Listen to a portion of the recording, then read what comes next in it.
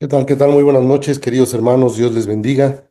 Ya estamos aquí preparados y conectados para comenzar con la clase. Bienvenidos a todos. Y bueno, en lo que se van conectando algunos otros hermanos, vamos a hacer una oración. Vamos a hacer una oración y arrancamos con esta clase. ¿Les parece? Espero que sí me estén escuchando, hermanos. Buenas Sí, noches, pastor. Sí, noches. sí, Sí me buenas escucho, noches, ¿verdad? pastor.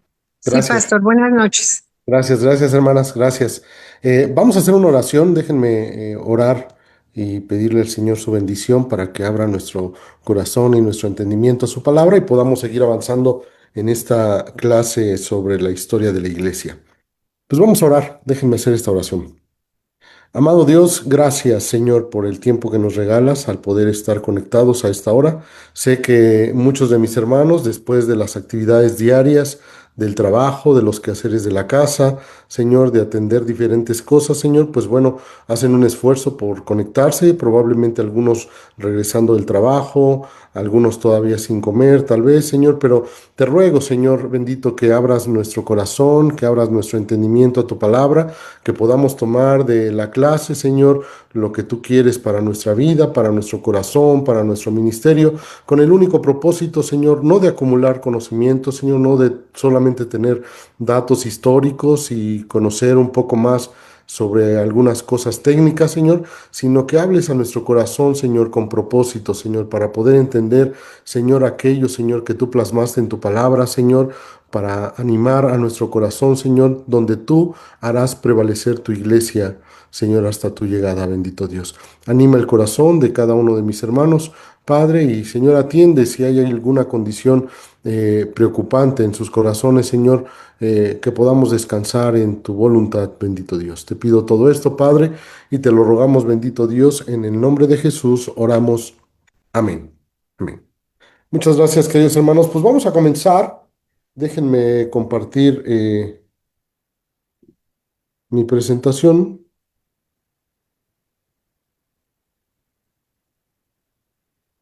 Permítanme tantito porque creo que no la tengo abierta. Permítanme.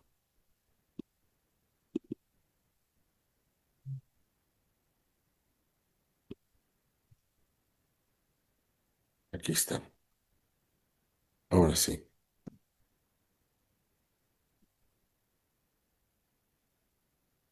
Listo. Listo. Ok, hermanos, pues vamos a comenzar con esta clase. Déjenme ir un poquito para atrás. Creo que me la dejó en la última que hice. Sí. Ok, vamos vamos a continuar ahí, hermanos. Voy a pedir de su apoyo también, si hay algún pasaje que haya que leer, hermanos, pues si me ayudan haciendo la lectura y simplemente prendan su micrófono. Ya conocen la dinámica, prendan su micrófono y ayúdenme haciendo la lectura, los que se vayan conectando. Y bueno, vamos a ver el día de hoy. Recuerden que estuvimos viendo, pues hace ya algunas semanas que estuvo el hermano pastor Carlos Andrés Moore compartiendo un poco acerca de aquellos padres de la iglesia, la era apostólica que se le conoce también, o la patrística, y dentro de este tiempo pues hubo muchos hombres que se levantaron como apologistas, como defensores de la fe, hermanos haciendo escritos y cartas que se empezaron a distribuir y empezaron a caminar esas cartas de iglesia en iglesia, buscando salvaguardar la sana doctrina, la sana enseñanza, para animar a los santos, para animar a la iglesia en medio de las persecuciones que veíamos. Y bueno, quiero que me ayuden a leer este pasaje de Primera de Corintios, capítulo 1, versículos del 1 al 3, porque hoy vamos a entrar, después de que vimos esto de la patrística, recuerden, estuvimos viendo las persecuciones romanas, vimos la semana pasada acerca de estos movimientos de aquel tiempo que comenzaron a amenazar la sana doctrina, eh, algunos aspectos de Montano, y de algunas posturas, hermanos, que empezaron a afectar la construcción, hermanos, de, el movimiento de las iglesias de una manera operativa. Así es que vamos a entrar el día de hoy a esta parte del catolicismo en el contexto de lo que va a aparecer como movimiento católico y quiero que veamos algunos aspectos importantes. Entonces, si alguien me puede ayudar leyendo 1 Corintios capítulo 1 versículos del 1 al 3, hermanos, se los voy a agradecer.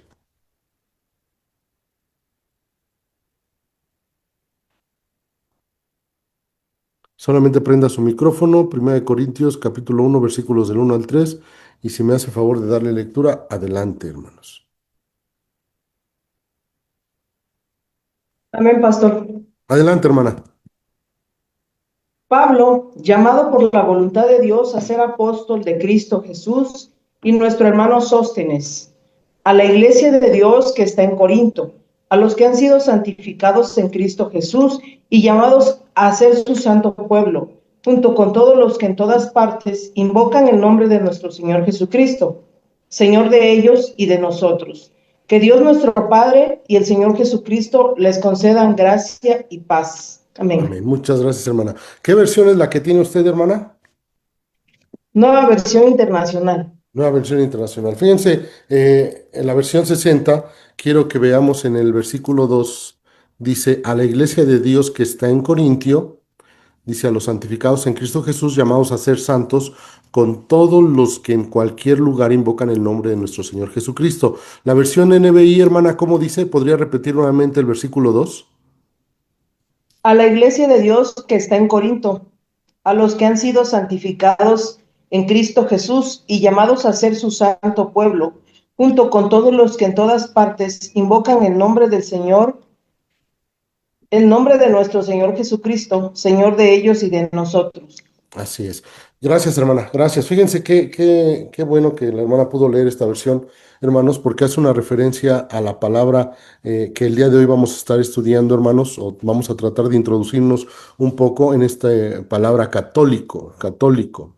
Una palabra griega, hermanos, que en este pasaje Pablo está describiendo la localidad de la iglesia, la operación de la iglesia, dice a la iglesia de Dios que está en Corintio. Recuerden que la palabra iglesia tiene que ver con un grupo, con una asamblea, con los llamados afuera, con un propósito definido, queridos, donde identificamos claramente a la iglesia.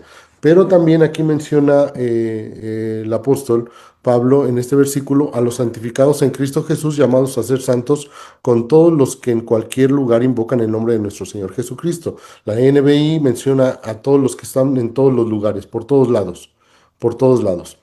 La palabra católico, curiosamente, hermanos, si yo les preguntara, y prendan su micrófono, si yo les preguntara hoy, ¿qué creen que signifique católico? Algunos tengan el contexto, pero cuando escuchamos católico, ¿en qué pensamos? Y prendan su micrófono y díganme, ¿qué pensamos cuando escuchamos católico o catolicismo En la iglesia católica romana. en la Iglesia Católica Romana? ¿Ok? ¿Alguien más? ¿Alguien más que quiera En comentar? santos y en vírgenes. Santos, vírgenes, muy bien. ¿Una persona más? ¿Algo más que se les ocurra que cuando escuchamos la palabra católico, También catolicismo? es universal, ¿no? Universal también, muchas gracias, hermanos. Bueno, pues este es un concepto, lo que ustedes han mencionado, derivado de lo que hoy vemos como la Iglesia Católica Romana. Para aquel tiempo, queridos, cuando se utilizaba la palabra católico, no tenía el mismo significado que tiene hoy en día. Incluso el catolicismo que se practica en ciertas regiones del mundo es muy diferente al catolicismo que se practica en el Vaticano o en Roma, queridos, porque ha sido influenciado. Recuerden que la autoridad que tiene la Iglesia Católica no solamente es la escritura de la palabra, no solamente es la Biblia.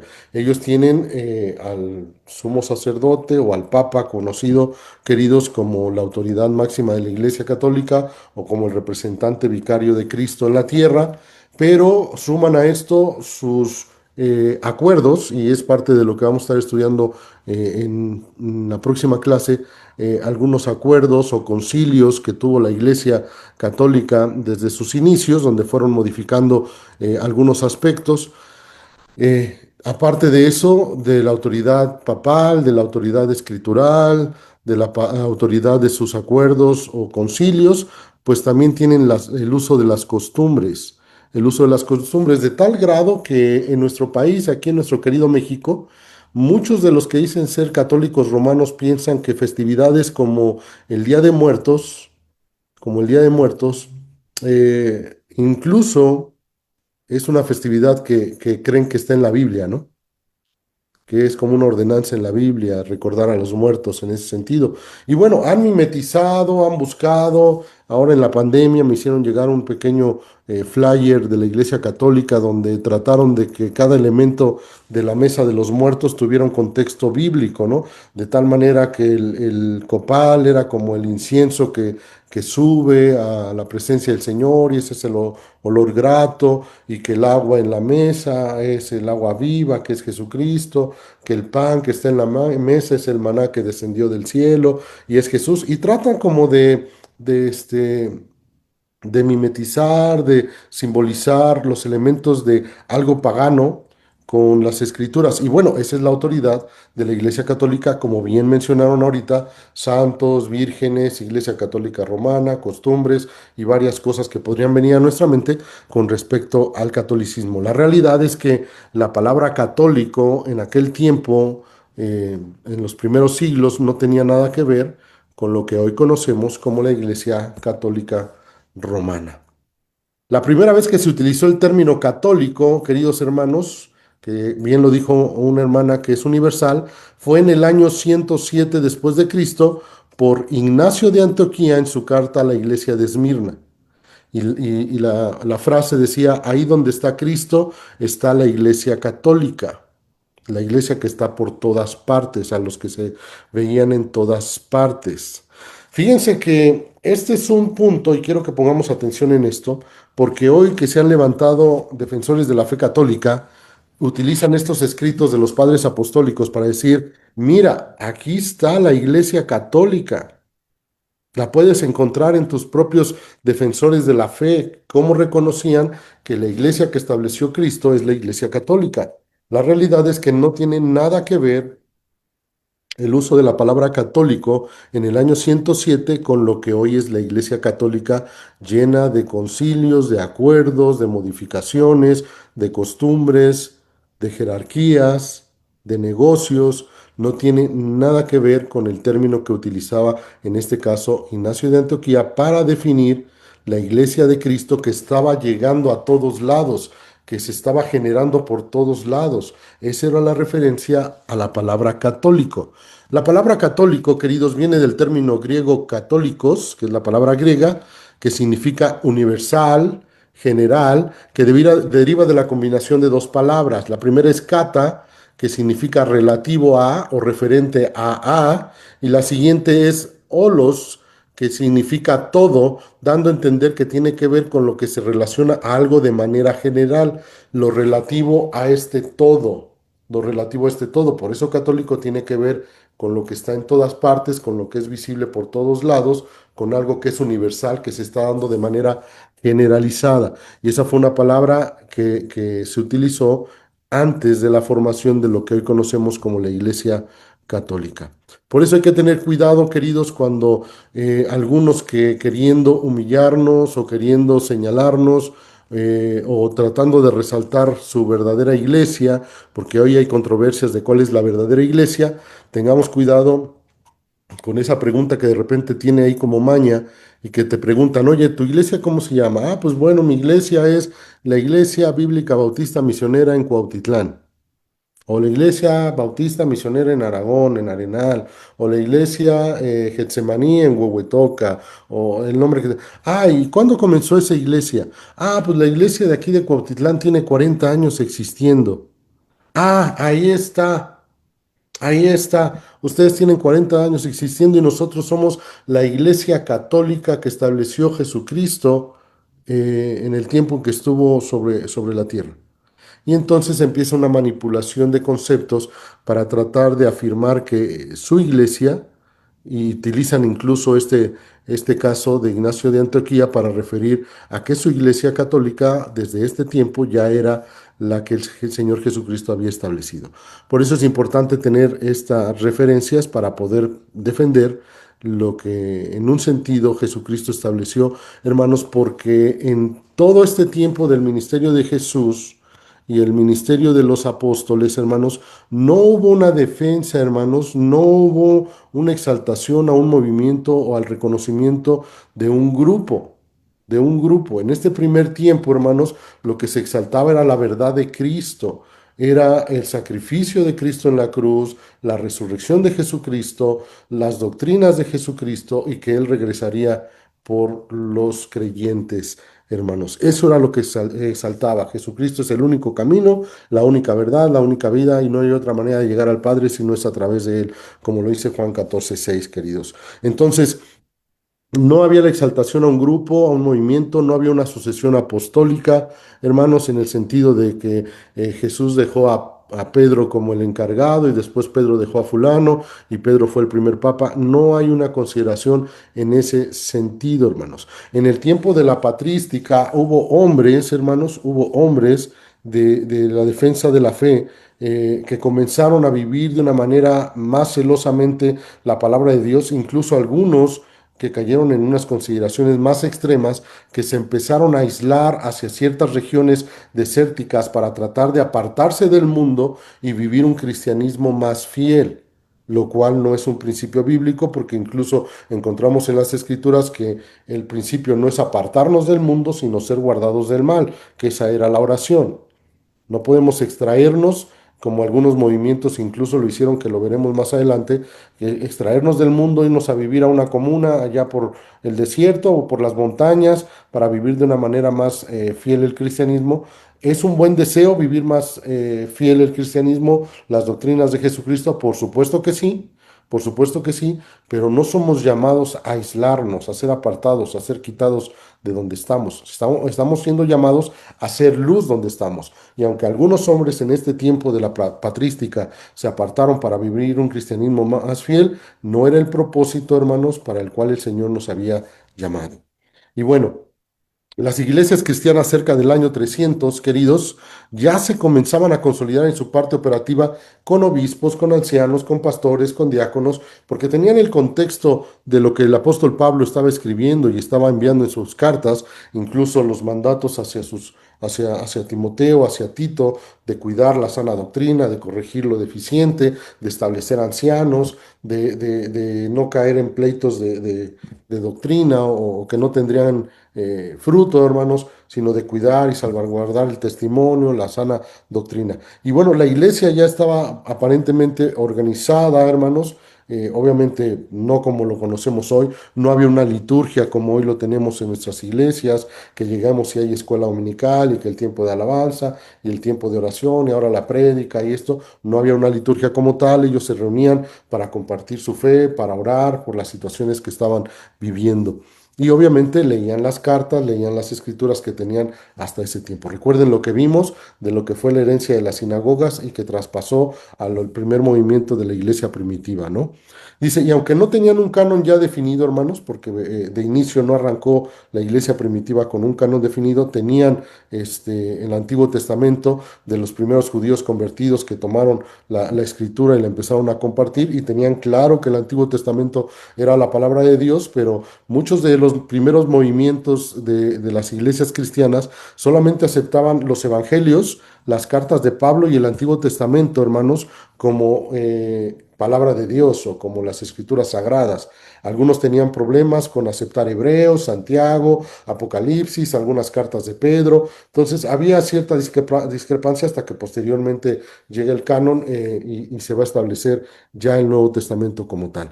Y eso lo vamos a ver en otra clase más adelante, porque cerca del año 209 es cuando se establece el canon de manera más como lo conocemos hoy en día. Incluso las iglesias se habían definido el credo apostólico. Tal vez alguno que salió del catolicismo, queridos, quiera recitarnos el credo apostólico. No sé si se acuerdan de él.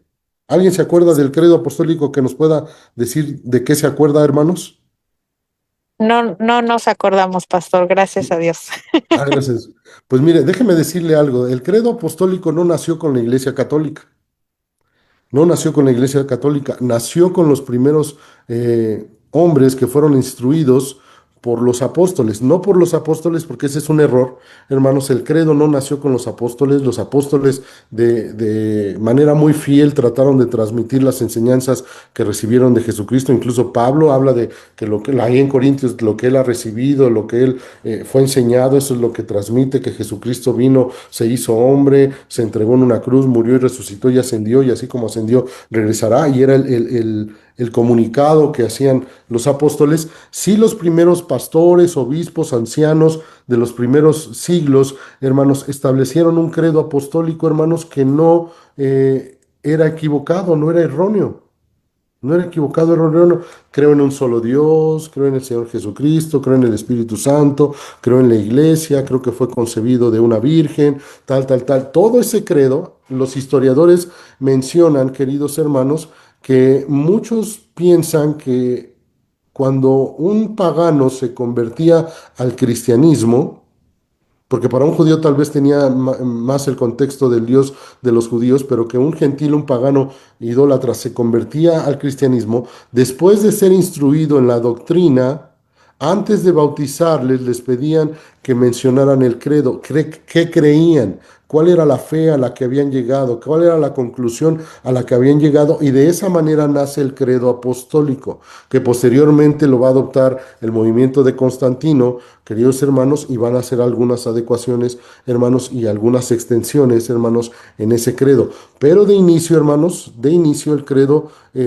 fungía como un tipo de examen, si así lo quieren ver, hermanos, para aquellos que iban a ser bautizados o aquellos que iban a obedecer al bautismo, hermanos, que venían de un contexto pagano, y aquellos cristianos de los primeros tiempos, pues de alguna manera evaluaban o pedían que confesaran su fe a través de esta postura del credo apostólico. Entonces, inició de una manera correcta, hermanos, tal vez en su iglesia tengan la práctica, y no es que esté mal, hermanos, es lo que voy a mencionar, tengan la práctica tal vez de, antes de bautizar a alguien, darle un curso, una capacitación, un discipulado sobre la salvación, seguridad de salvación, sobre el bautismo, sobre ciertas cosas, e incluso algunas iglesias, hermanos, puede ser que pasen a los candidatos y les pregunten hoy en día cómo fue su salvación, qué creen acerca del cielo, del infierno, de la pérdida de la salvación. Algunas iglesias lo siguen practicando de esa manera. No es que esté mal, no es que esté mal. No es algo que vemos en la Biblia, hermanos, que valoran a los candidatos, pero no es algo que esté mal. Si lo hacen en tu iglesia y esto, pues tal vez es una medida de podernos asegurar un poco de cómo se encuentra doctrinalmente la persona, ¿no? Pero en la Biblia el requisito para ser bautizado pues era creer en el Señor Jesucristo y bueno, la obediencia al bautismo, ¿no? Pero aparentemente, hermanos, se utilizaba el credo de esta manera en aquel tiempo. ¿Qué más seguimos en este contexto católico, hermanos, antes de la aparición del catolicismo y el uso de la palabra católico? Ah, miren, sí lo puse aquí, déjenme decirles. El credo decía, creo en Dios Padre Todopoderoso y en Cristo Jesús, su Hijo unigénito que nació del Espíritu Santo y la Virgen María. Fue crucificado bajo Poncio Pilato y sepultado, y al tercer día resucitó de los muertos, ascendió al cielo y está sentado a la diestra del Padre, de donde vendrá a juzgar a los vivos y a los muertos, y en el Espíritu Santo, la Santa Iglesia, el perdón de los pecados y la resurrección de la carne. Eso era lo que decía este concilio, que de manera general no tiene algo equivocado o alguna herejía en ese sentido. Como les comenté, posteriormente lo va a adoptar Constantino y el movimiento de la Iglesia ya católica, hermanos, y harán algunas modificaciones y extensiones a este credo que obviamente pues ya se va diluyendo, se va transformando el principio bíblico. Algunos historiadores y teólogos, queridos hermanos, creen que debido a los movimientos religiosos y sectas y persecución, era una manera en que les preguntaban al candidato al bautismo sobre su fe, algo que ya les comenté ahorita. Y bueno, otra cosa que también les comenté, incluso se cree que los apóstoles no instituyeron el credo, ¿no? Aunque es conocido como credo apostólico, pues los apóstoles no participaron de este credo. Y bueno, ya estamos en ese contexto, hermanos, de la palabra católico, de lo que se usaba en aquel tiempo, y quiero que veamos el contexto de manera tal vez político, económico, cultural, de gobierno, hermanos. Y esto era, hermanos, para más o menos cercanos al año 300, hermanos, cómo se encontraba el imperio de Roma. El imperio de Roma. El cristianismo se ha esparcido por todo el imperio. Recuerden una lengua, el griego, que la mayoría de los judíos comenzaba a hablar y manejaba de una manera. Ustedes saben que el Nuevo Testamento está escrito en griego, hermanos, que era la lengua común de aquel tiempo. Y bueno, el imperio, si ustedes recuerdan, cuando vimos, o si estuvieron conmigo en la clase del ministerio del Señor Jesucristo, vimos la antesala de la aparición de Jesús con el gobierno de los griegos y cómo una característica de Alejandro el Magno fue que el imperio estaba dividido en cuatro regiones y de esa manera permaneció y ustedes saben que fue tomado toda esta región de Palestina, Jerusalén, por Pompeyo en el 69 antes de Cristo y entonces Roma coloca a sus gobernadores y bueno, para el tiempo del año cercano al 300, esta era la estructura que se le conoce como los tetrarcas en ese sentido. Y vean que ahí hay algunos colores, se alcanzan a ver en su pantalla, hermanos.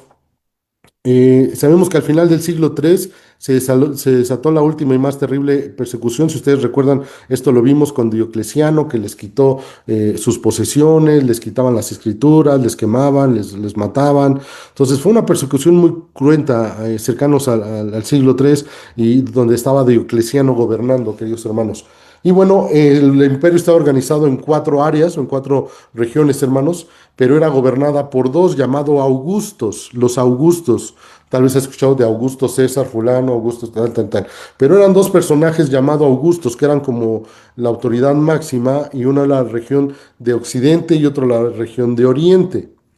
Si tú recuerdas esto, que lo mencionó el pastor Carlos Andrés Moore con respecto a la influencia que se iba a recibir de los padres apostólicos, de los patriarcas que estuvieron en ciertas regiones. Pues bueno, este es un reflejo, hermanos, del gobierno de Roma, donde uno de los augustos era Diocleciano, que estaba al oriente, en la región de Jerusalén, de Antioquía, hermanos de Babilonia, toda esta región de Persa, Asia, hermanos, y el otro Augusto, hermanos, era Maximiano, que estaba al occidente, la idea era Italia, hermanos, Galia, la Gran Bretaña, toda esa región. Y bueno, a su vez, cada uno de estos Augustos tenía su César.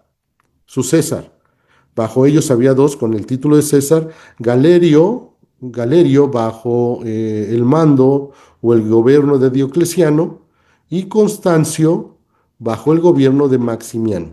No pierdan de vista el nombre de Constancio, hermanos, porque ahorita nos va a hacer mucho más clic este nombre. Y bueno, parece que Galerio, hermanos, era el que tenía una enemistad profunda con los cristianos. Los demás, Diocleciano, incluso después de que Diocleciano enferma, hermanos, pues como que baja la intensidad de la persecución. Incluso los historiadores mencionan que su hija de Diocleciano, su esposa Prisca y su hija Valeria, se convirtieron al cristianismo y para Diocleciano esto no fue problema, incluso como les digo, bajó la intensidad de la persecución en contra de los cristianos. Pero Galerio, que estaba bajo el mando de Diocleciano, parecía que tenía un problema con el cristianismo. Tenía un problema con el cristianismo. Las tres regiones que tenía el imperio, aparentemente había ya una paz o se estaba generando una paz de la persecución que existía, pero la región que tenía Galerio, él insistía en perseguir a los cristianos. Y bueno, si tú alcanzas a ver ahí en tu mapa, toda la región de Galerio era esta parte de Macedonia, Atenas, Tracia, Dalmacia, Liria, Esmirna, toda esta región era la región de Galerio, en la cual él parecía que tenía un problema más grave con los cristianos y seguía con esta persecución sobre de ellos. Y bueno, el problema de esto, hermanos, comenzó en el ejército, ya que de entrada los cristianos hermanos, aquellos judíos que eran cristianos no participaban en el ejército. Bueno, uno porque no eran ciudadanos romanos. Recuerden que solamente aquellos que hacían favores al gobierno o compraban su ciudadanía podían participar de esto. Pero de entrada los cristianos se deslindaban de la guerra. Algunos pensaban, y este era un señalamiento para los cristianos, por el pacifismo cristiano, que ellos estaban en contra, en oposición de la guerra, de la muerte, de todos estos señalamientos, y por eso eran señalados.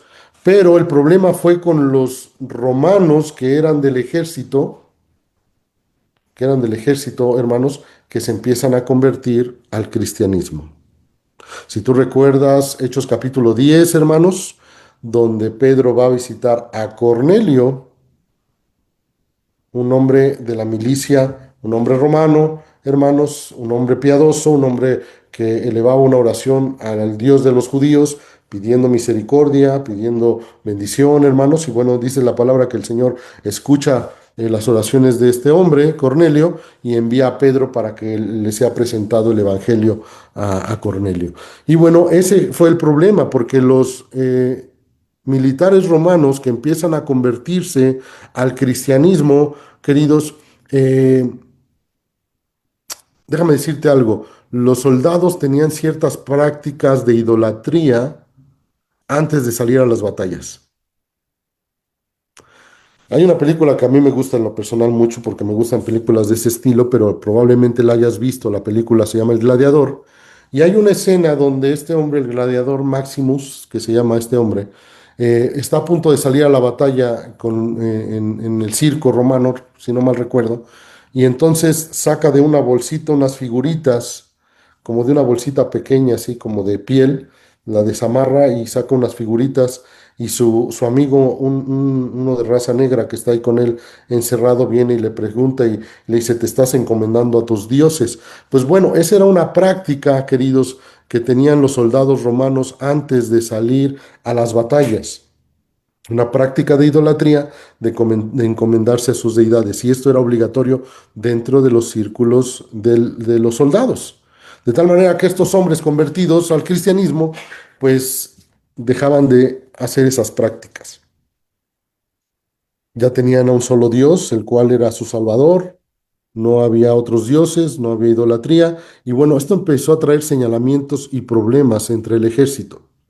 Y esto desató también el desagrado de Galerio e incitó a Diocleciano a levantar un edicto en el 303 en contra de los cristianos, no a matarles, porque ya Diocleciano había dicho, ya no los vamos a matar, pero sí a despojarlos todavía de sus propiedades y de sus escritos, de sus porciones de las escrituras que tuvieran. Entonces, esa fue la consideración de Galerio, queridos, cuando se entera de estos problemas que empiezan a suscitarse dentro de los soldados. Ya había un problema ahí que se estaba generando dentro del gobierno romano, porque recuerden, el gobierno romano incluía pues todos estos soldados. Y bueno, Diocleciano enferma, como les dije, hermanos, y Galerio aprovecha el momento para fortalecer su ejército y convence a Maximiano a ceder el poder. Vamos un poquito para atrás. Aquí está el gobierno de Maximiano, lo que está en verde, Diocleciano, que es lo que está en morado fuerte, hermanos, está en morado fuerte, y Galerio, lo que está en color rosa un poco más claro. Entonces muere Diocleciano, que es el que está en el morado más fuerte, hermanos, y entonces Galerio, que es el de la porción rosa clarita, va con Maximiano, el de la zona verde, hermanos, y le dice, tú cede el poder, tú no eres para esto, tú no estás para gobernar, tú soy esto y lo otro, aquello, porque Galerio parece que era un hombre muy perspicaz, hermanos, y que sabía por dónde entrar y cómo atacar, hermanos. Y obviamente estos hombres estaban sedientos de poder. Así es que empiezan ahí a hacerse el estire y afloje entre los gobiernos. Pero de esta manera, Constancio Cloro, hermanos, déjenme regresar otra vez.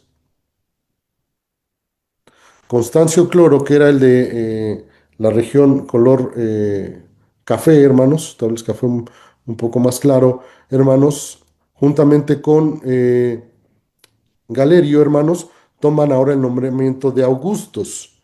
O sea, son las máximas autoridades, los emperadores de las regiones. Ellos toman el nombramiento, hermanos, después de la muerte de Diocleciano, que aparentemente Diocleciano era el que movía todo el asunto, hermanos. Y Diocleciano, antes de morir, nombra a dos nuevos césares. Pero los historiadores dicen que eran unos césares muy ineptos para sus funciones. Severo, que estaba bajo el mando de Constancio, y Maximino Daza bajo Galerio. Que este Maximino Daza lo vamos a ver un poquito más adelante, después de que Galerio ya no está, hermanos. Maximino Daza continúa persiguiendo cristianos por su propia cuenta, por su propia cuenta. Pero empecemos a ver cómo la estructura política de gobierno de Roma, hermanos, pues no difiere mucho de lo que hoy en día podríamos observar, hermanos, de los movimientos políticos en los diferentes países, ¿no? El estire y afloje, las influencias, los pactos debajo del agua, los movimientos precisos para ganar poder, y bueno, era lo que estábamos viendo en este gobierno de Roma, ¿no? Esta decisión no fue grata para los soldados, entre los cuales estaba el hijo de Constancio, que era Constantino. Por eso les decía, no pierdan el nombre de Constancio, porque va a aparecer su hijo Constantino, y el hijo de Maximiano, que era Magencio. A estos dos hombres, Constantino y Magencio, voy a regresar al mapa. eh, Constantino, obviamente al ser hijo de Constancio, estaba en toda la región de la parte alta de la Unión Británica y de Galia, todo lo que era Francia, que hoy conocemos, hermanos. Entonces, toda esta región era gobernada por Constancio, y cuando Constantino crece, hermanos, y forma parte del ejército romano, él es enviado desde la región en donde está su padre hasta la zona de Oriente, acá por Egipto, por Asia, hermanos. Y en toda esa región se empieza a mover y empieza a pelear batallas Constantino, y empieza a ganar cierta importancia y cierto renombre entre todo el ejército romano por las batallas que él conquistaba. Y bueno, después de cuando pasa toda esta situación, él es llamado nuevamente a esta zona de su padre con Constancio. Y bueno, como les dije, Constantino, hijo de Constancio, y Magencio, hijo de Maximiano, ¿no les parece que Diocleciano haya puesto a dos césares cuando tal vez ellos habían peleado muchas batallas, habían hecho movimientos políticos y ellos sentían ser merecedores de esos lugares de ser llamados césares? Y bueno, en el año 311 el emperador Galerio enferma y comunica un edicto de tolerancia permitiéndole a los cristianos retomar sus doctrinas. Los historiadores cuentan que este emperador Galerio muy probablemente murió de cáncer de estómago o de colon, hermanos, y fue una muerte muy dolorosa, muy cruenta, que tuvo que soportar tremendos dolores hasta su muerte, y piensan que él emitió este edicto de tolerancia hacia los cristianos precisamente por el remordimiento, hermanos, de todo lo que había él ejecutado en contra de ellos. Les permite a través de este edicto, hermanos, retomar sus doctrinas, sus escritos, sus reuniones, les otorga el perdón del imperio, hermanos, siempre y cuando, dice, ya no los voy a perseguir y les voy a otorgar el perdón, siempre y cuando pidan a su Dios por la paz y la prosperidad de la república. Y ese fue el edicto que emitió Galerio en el año 311, hermanos, para los cristianos, para evitar próximas persecuciones. Lo único que tenían que hacer era respetar la República, Roma, y pedirle a Dios por la paz y la prosperidad de la República. Y bueno, Galerio murió 5 días después del edicto, y el imperio quedó en manos de Licinio y Maximino Daza, Constantino y Magencio, al cual lo consideraban un usurpador. A Magencio lo consideraban un usurpador. Maximino Daza trató nuevamente de perseguir a los cristianos una y otra vez. Esta era la condición de este hombre, Maximino Daza, que no quería a los cristianos. Y bueno, Constantino marchó con su ejército, hermanos, desde Galia. Déjame regresar al mapa para que podamos identificar. En la parte alta de lo café clarito, hermanos, está ahí el nombre de Galia, donde están los galos, hoy Francia, hermanos. Y él tuvo que atravesar todos los Alpes suizos, hermanos, los Alpes que hay en esta región entre los germanos, entre Francia, hermanos, toda esta región, para poder llegar a Milán y entrar así de esta manera a Roma. Y bueno, eh, él obviamente pues eran travesías muy largas, hermanos, territorios muy largos. Atravesó el territorio de Magencio. Recuerden que le es heredado este territorio llamado ahora Magencio César. Y este sorprendido fue vencido por Constantino. ¿Qué es lo que vamos a empezar a ver, hermanos, en esta eh, situación política militar, hermanos? Que ahora sí que el más fuerte se come al más débil. Y entonces Constantino, ya con la fama de las batallas ganadas, de la fama que tenía entre los soldados, pues actuaba, era un hombre muy estratega, muy inteligente, hermanos. Ahorita vamos a ver algunas características de Constantino, pero este hombre cruza toda esta región, sorprende a Magencio y es vencido por Constantino en esta región y toma su territorio. Entonces, Constantino empieza a crecer en su gobierno, en su reconocimiento como un conquistador, hermanos. Y dice, un par de historiadores dicen que cerca de la batalla que tuvo Constantino, hermanos, antes de llegar ahí a este territorio, hermanos, hay dos posturas. Una que tuvo una revelación en un sueño,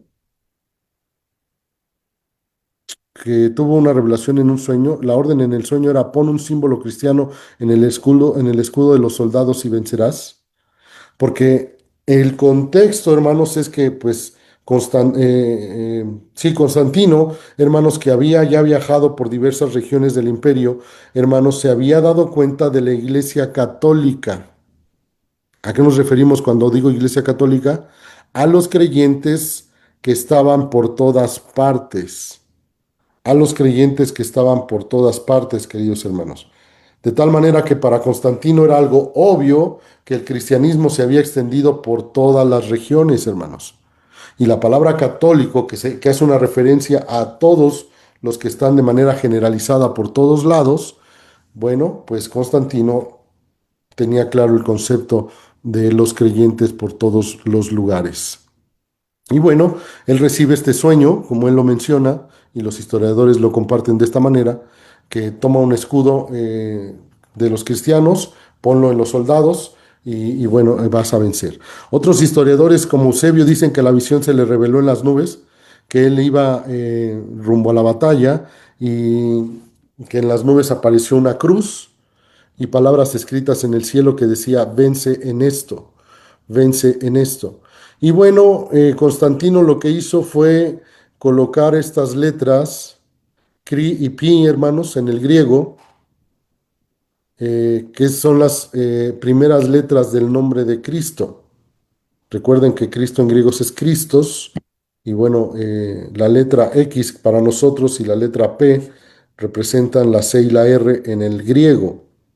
Y bueno, estas letras fueron colocadas de esta manera, que a esto se le conoció como el labarum, que fue colocado en los escudos y en los estandartes que tenía el ejército de Constantino. Sea la una o sea la otra, hermanos, pues fue un hombre que se inspiró en esta condición, hermanos, que se inspiró en esta condición para poder, voy a tener cuidado con lo que voy a decir, hermanos, pero espero poderme explicar. Fue un hombre que influenciado por lo que había percibido del cristianismo, hermanos, en las diferentes regiones y en las diferentes batallas, y había visto el surgimiento de las iglesias en el imperio, hermanos, un hombre influenciado por esto, hermanos, y por la condición del imperio de querer unificar moneda, política, gobierno y el deseo de unificar también en la parte religiosa, llega a esta convicción de que el cristianismo debería de ser la religión del imperio, la religión del imperio. De tal manera que el deseo de Constantino en un inicio, hermanos, no parecería algo malo o algo equivocado, que el cristianismo pudiese ser la religión del país México, hermanos, pues estaríamos encantados, ¿no? que se predicase desde las tribunas, desde los canales de televisión, que Jesucristo es el Salvador, que es el único camino, que en Él hay esperanza, que Él nos da una identidad, que Él puede cambiar los corazones, las vidas de las familias. Eso sería excelente. Y bueno, Constantino quería cambiar ciertas cosas. Vamos a ver algunas cosas con respecto a Constantino. Constantino ganó esa batalla sobre el puente de Milvio, probablemente has escuchado la historia, donde Magencio cayó del puente, queridos hermanos, y murió ahogado. Murió ahogado. Tras sus victorias, él se reunió con Licinio, con quien selló una alianza, el otro de los Césares. Entre los acuerdos estaba ya no más persecuciones a los cristianos, porque obviamente Constantino tenía una cierta consideración para el cristianismo. La devolución de sus propiedades, aquellas propiedades que había tomado el gobierno, el imperio, para ellos, hermanos, estaban siendo devueltas. Incluso Constantino ofreció a los cristianos algunos otros edificios como bibliotecas, hermanos, para su uso. Y esto fue llamado el Edicto de Milán. El Edicto de Milán, déjame regresar al mapa para que puedas identificar dónde está Milán, muy pegado a Galacia, hermanos, a esta región, y ahí es donde se firma o se llegan a estos acuerdos entre Licinio y Constantino, hermanos, para poder cambiar la condición de los cristianos. De esta manera, Constantino, queridos, quedó como el único emperador del reino de Roma.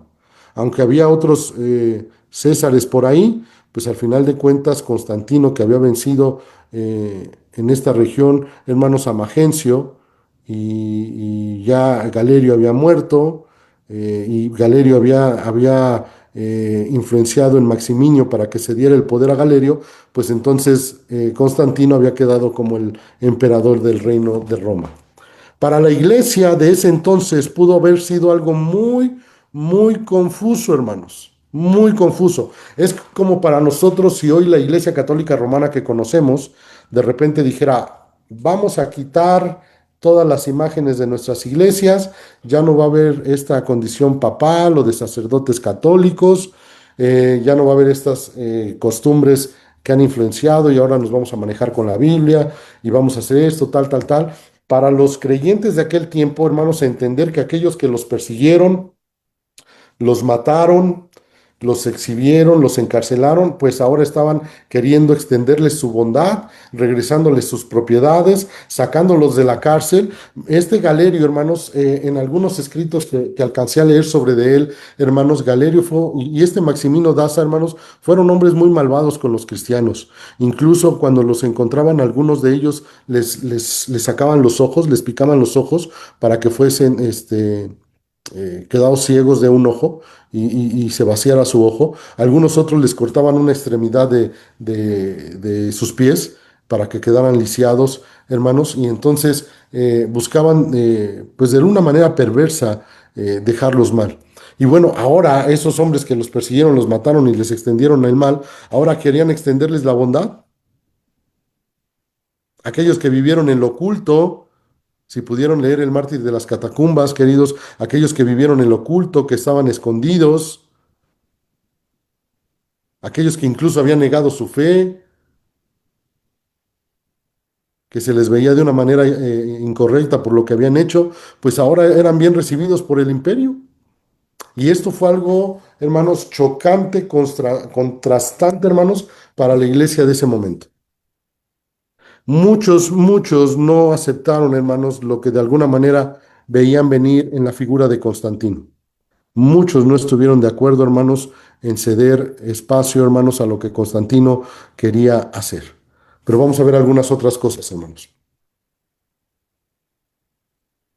Constantino, hermanos, había preparado su llegada a Roma, gobernando Galia y la Gran Bretaña, de donde había salido. Se dice que era un hombre amante de los lujos, hermanos, un hombre que era ostentoso y le gustaba, pues, el dinero y lo bueno, hermanos, pero tenía algo peculiar. Él sabía hasta dónde presionar con ciertas cosas como los impuestos, hermanos, para no perder la aprobación del pueblo. Era un hombre que era querido por pues por los fieles del imperio, hermanos. Incluso al ser un hombre de guerra, hermanos, era reconocido entre los ejércitos, hermanos, como un hombre, hermanos, leal, un hombre que buscaba lo bueno para su pueblo. Siempre cuidó con sus tropas la invasión de los bárbaros. En esa región de Galia, hermanos, estaban los germanos, donde se encontraban los bárbaros de costado, hermanos, hacia el oriente, hermanos, y siempre estuvo dispuesto a defender a su imperio de los bárbaros de esas regiones, para mantener la paz de los suyos. Era un estratega militar como pocos, hermanos, que ganó batallas y se fortaleció. Incluso hubo batallas donde se menciona en los historiadores que esas batallas los ganó con solamente 30-40% de su ejército, hermanos. Era un hombre tan estratega que sabía colocar perfectamente su ejército para poder atacar a su enemigo y vencerlo, aun cuando pudiese ser superiores a los que estaban con él. Y bueno, durante este tiempo, Licinio, que era gobernador de Italia y Egipto, mientras Constantino gobernaba todo el occidente. Bueno, había todavía algunas consideraciones de gobierno de los Césares, aunque obviamente ya Constantino fungía como emperador del Imperio Romano, ¿no? Para la mentalidad esencialmente política de Constantino, queridos, el cristianismo era la culminación del proceso de unificación que había estado en marcha en el imperio desde tiempo atrás.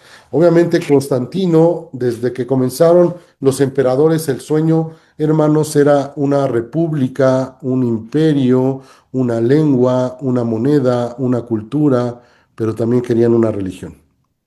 También querían una religión. Recuerden, los dioses tenían sus dioses griegos, que después los romanos, hermanos, toman estas figuras de los griegos y hacen sus propios dioses, hermanos, pero en similitud a los griegos. Pero, hermanos, siempre hubo, cuando lo vimos en el contexto de las religiones y de las filosofías, siempre hubo movimientos desde Oriente, hermanos, de otros pensamientos, de otros movimientos, hermanos, de otros paganismos, de otras idolatrías que se manejaban en aquel tiempo. Pero para Constantino, hermanos, lo que estaba sucediendo en ese momento, las conquistas que estaba dando, parecía que era la culminación de ese proceso de unificación. Estamos llegando a ser esa república, ese único imperio, pero nos falta algo, nos falta algo. Había un emperador, una ley, una ciudadanía para todos los hombres libres, y Constantino creía que también debería de haber solamente una religión. La iglesia había crecido con gran rapidez durante la época de tranquilidad de la segunda mitad del siglo III. Bajo el favor del imperio, su crecimiento se extendió. Al no haber ya persecución sobre de ellos, al ver el favor de Roma, ya no matándolos, ya no llevándolos al circo, devolviéndoles sus posesiones, sus escritos, obviamente la iglesia, queridos, empezó a crecer y a crecer. Como lo dijo el pastor Carlos Andrés, queridos, dentro de la era de la patrística, los apóstoles, hermanos, hubo diferencias doctrinales. Los padres de la iglesia o la patrística no es que no sean infalibles, se equivocaron, y si tú tienes la oportunidad de leer más a fondo algunos escritos sobre de ellos, te darás cuenta que algunos empezaron a tomar ciertas posturas que se salían de los principios doctrinales que enseñó el Señor Jesucristo. Vamos a ver algunas cosas. Ya vimos algunas con el gnosticismo, que estuvimos hablando algunas cosas, hermanos, pero vamos a ver ahorita un par de cosas adelante que nos va a hacer mucho clic con lo que estoy diciendo ahorita. Déjame ir a la siguiente. Constantino, ¿qué era, hermanos? ¿Un simpatizante o un convertido? Esa fue la pregunta para la iglesia cuando empezaron a ver el gobierno de Roma a través de Constantino, hermanos, queriendo unificar el imperio, queriendo llevar a cabo esta transición hacia una sola religión. ¿Cuál era la pregunta? ¿Es un simpatizante? ¿Es un convenenciero? ¿Es un convertido, hermanos? Esa fue la pregunta para la iglesia de aquel tiempo, hermanos. La especulación no tardó en llegar, mientras algunos comentaban que solo se había convertido, hermanos, por un oportunismo político. Él dijo, pues hay muchos cristianos por todos lados, ya no los persigo, les devuelvo esto, voy a ganar el favor de los cristianos.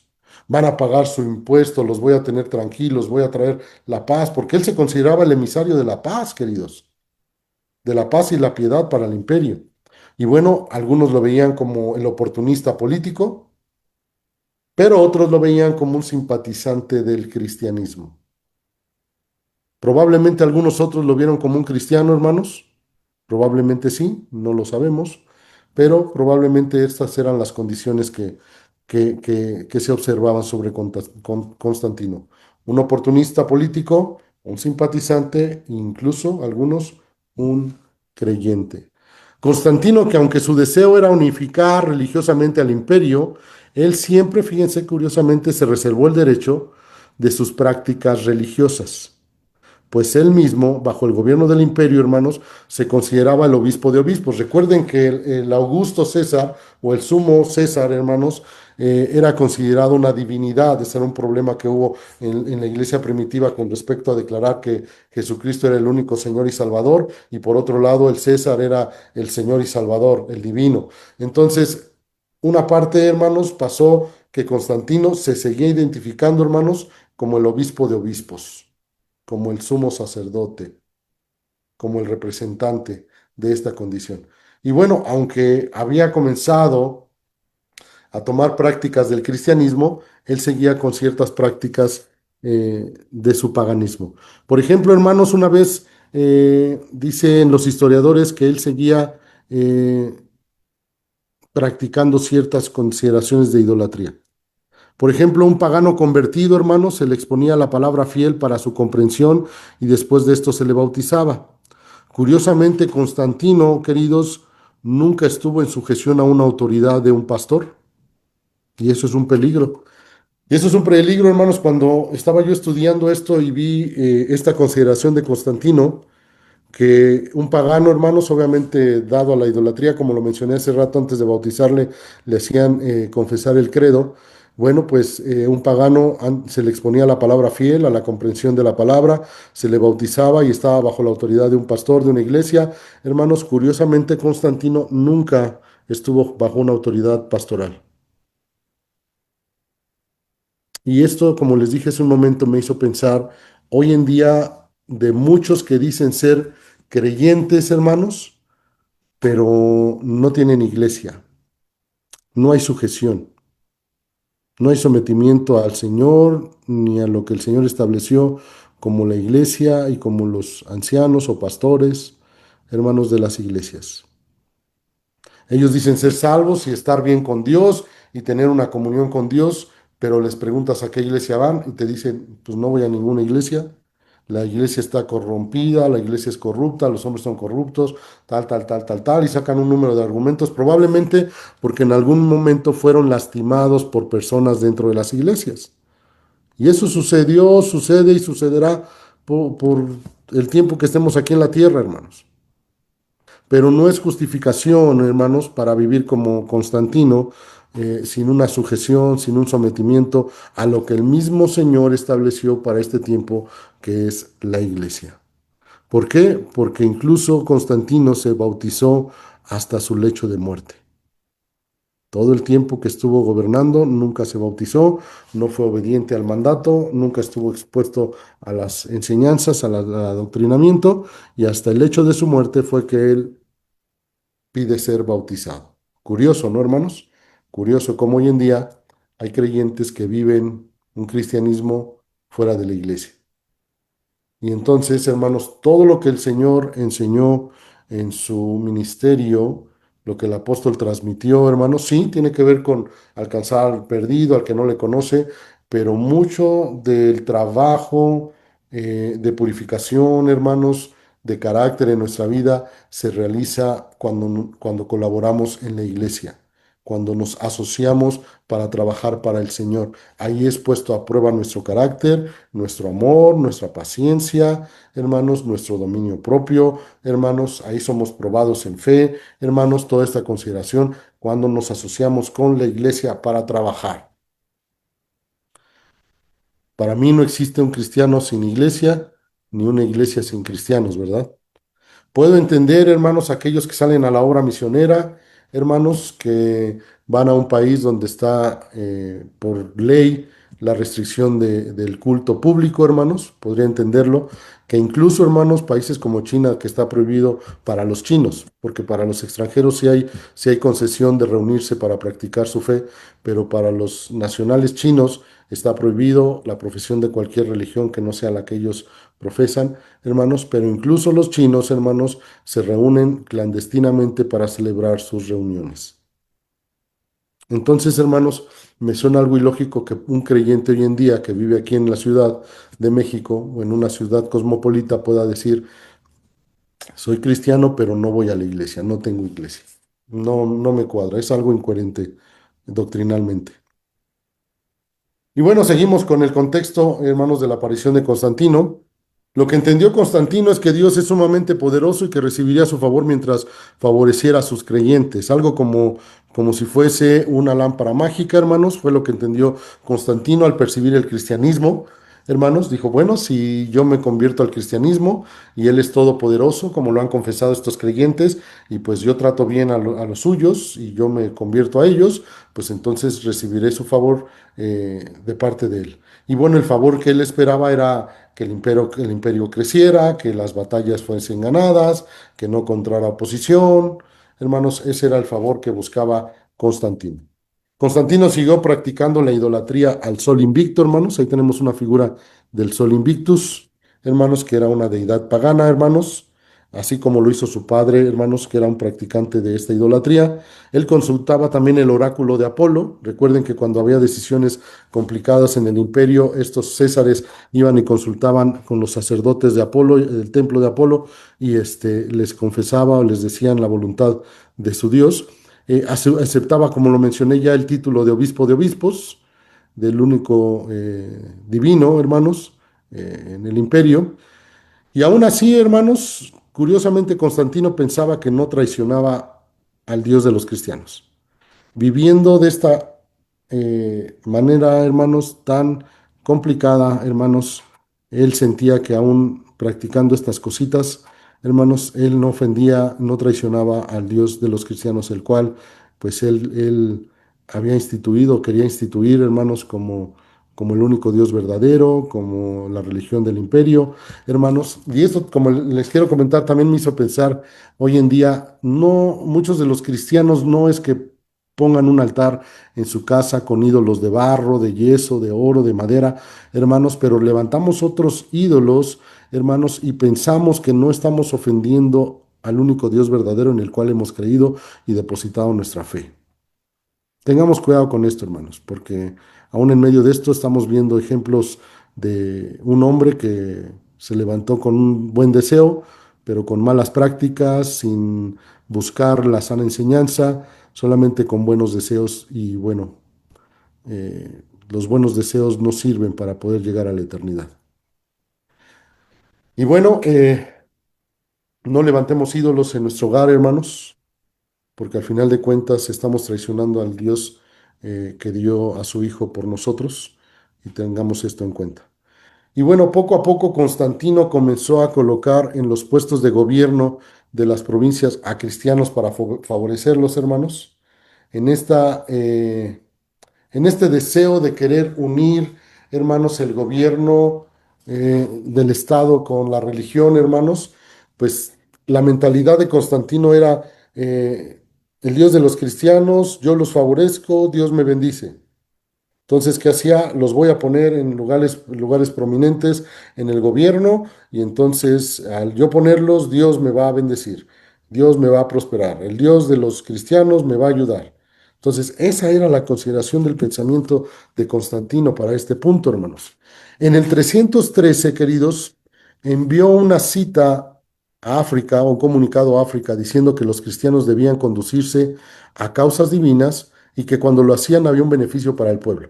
La iglesia de Cartago, de aquella región de África, hermanos, pues entonces, que Constantino conocía porque él había estado peleando batallas en aquella región, él envía una carta a la iglesia de África, hermanos, y les dice al gobierno, los cristianos dejen que se dediquen a sus causas religiosas, divinas, porque cuando ellos se encargan de estos asuntos, de la oración, de la predicación, de esto y lo otro, aquello, hay un beneficio para todos nosotros. El Dios nos bendice, el Dios nos cuida. Entonces, ese era el pensamiento de Constantino. En el 314 después de Cristo, envió un comunicado en el concilio de Arles de cómo Dios le revelaba la salvación en medio de las tinieblas. Este hombre tenía ciertos destellos que hacían pensar, hermanos, que había tenido un encuentro con Cristo.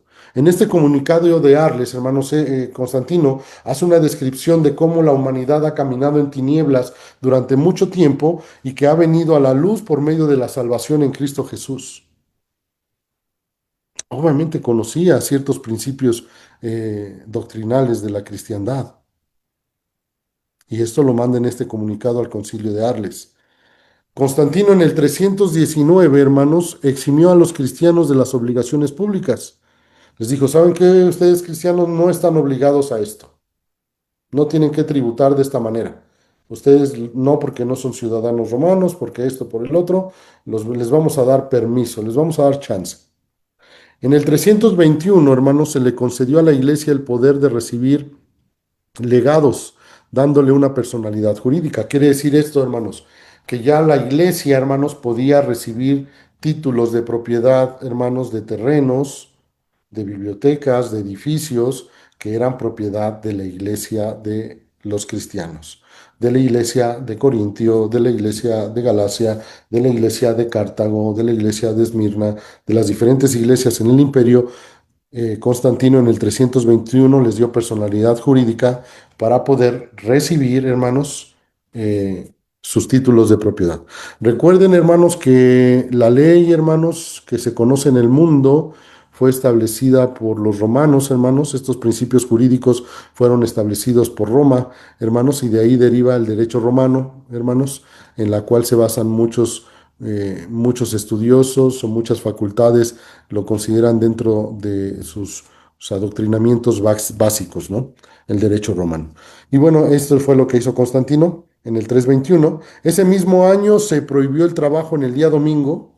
El día domingo, hermanos, como ellos adoraban al sol, hermanos, y ellos dedicaban sus ofrendas o su tributación al sol, hermanos, pues lo hacían también en el día domingo, pero también el día domingo comenzaron a reunirse los cristianos porque era la referencia al día de resurrección de Jesucristo.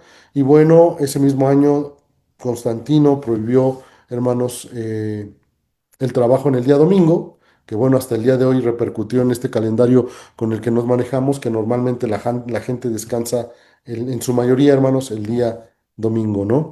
Y bueno, nosotros venimos y nos reunimos, nos congregamos, alabamos el nombre del Señor en el día domingo, ¿no? En el 319, queridos, se prohibieron los sacrificios paganos. Obviamente, así como hubo cristianos que estaban desconcertados, preocupados por esto que quería hacer Constantino, pues también había paganos dentro del imperio que no estaban de acuerdo en adoptar el adoctrinamiento cristiano, ¿verdad? Que ellos no querían creer. Entre ellos, pues bueno, estaban los judíos, hermanos, los judíos ortodoxos, hermanos, que no concebían que Jesucristo era el Hijo de Dios, el Salvador, el Mesías, y ellos hasta la fecha de hoy, hermanos, siguen esperando la venida del Mesías. Pero había otros grupos, hermanos, que se les consideraba paganos, hermanos, a deidades en las cuales ofrecían sacrificios humanos, como Cibeles, hermanos, que ya vimos anteriormente la adoración a la diosa Cibeles, que ofrecían niños, hermanos, en una fogata que entregaban, hermanos, vivos a los niños a esta diosa Cibeles, la dios de la guerra, hermanos, que bueno, esto era tremendo lo que hacían, y se prohibieron los sacrificios paganos de parte de Constantino. Constantino curiosamente se declaraba como instrumento de Dios para erradicar la injusticia. Y bueno, este hombre peleó, hermanos, luchó en batallas, supuestamente para erradicar la injusticia. Su misión, como él lo declaró en varias ocasiones, fue traer paz y seguridad a toda la tierra, a toda la tierra. Él buscaba que el imperio fuera un imperio piadoso, hermanos, un imperio que otorgara piedad hacia las personas. No eran malos sus principios, no era malo su deseo, hermanos, pero obviamente no había cortado y no había dejado la influencia de cosas equivocadas que no agradan al Señor. Y esto también es una referencia que en ocasiones queremos vivir con un pie en Cristo y con un pie en el mundo, hermanos. Y no se puede vivir así. No se puede vivir así. Señalamos mucho el catolicismo romano, hermanos, por lo que hizo Constantino, y lo estamos mencionando ahorita. Él quería traer paz, una vida piadosa, que el cristianismo fuera la religión del imperio, pero por otro lado tenía un pie en el paganismo, en sus convicciones, eh, en sus deseos, como hoy muchos cristianos se encuentran dentro de la iglesia, hermanos. Y esto es muy triste, porque obviamente, hermanos, Dios no está de acuerdo en esa consideración. Pero, hermanos, dentro de esta época, como les comenté hace un momento, hubo grupos, hubo iglesias, hermanos, que no estuvieron de acuerdo y se resistieron, hermanos, a esta consideración de Constantino.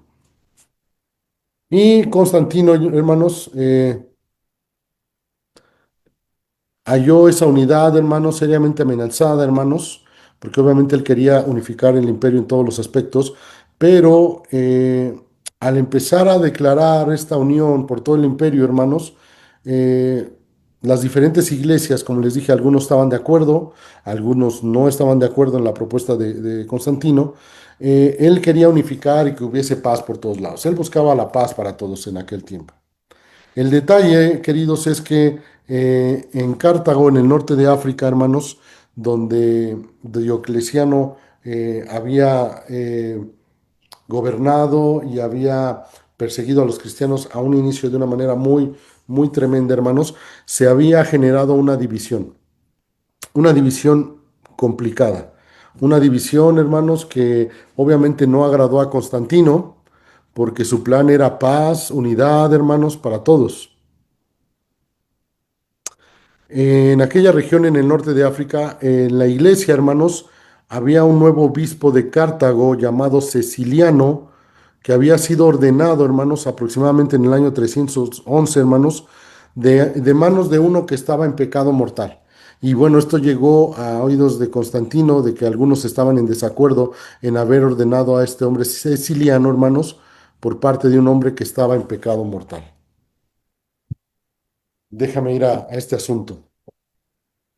La relación profunda y de gran alcance que Constantino introdujo entre la Iglesia y el Estado comenzó casi desde el triunfo de Magencio en el 312, hermanos, y unos meses más tarde la Iglesia le pidió que resolviera lo que se conoce como la controversia donatista, que precisamente es esta discrepancia que se levantó en el año 311 en esta región de África, donde el nombramiento de este nuevo pastor, obispo, hermanos, en esta región de nombre Ceciliano o Cecilio, hermanos, fue ordenado en Cartago y uno de los obispos, pastores que participó en la ordenación, que su nombre era Félix de Aptunga, fue acusado de haber entregado las escrituras durante la reciente persecución.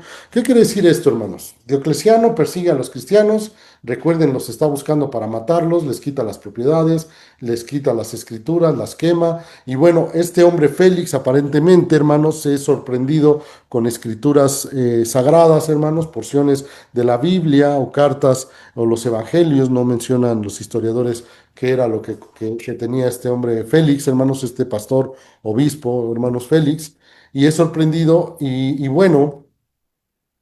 Dentro de la historia vamos a encontrar grupos que vivieron un cristianismo, hermanos, muy celoso, hermanos, en el punto de rayar en lo legalista, en lo legalista.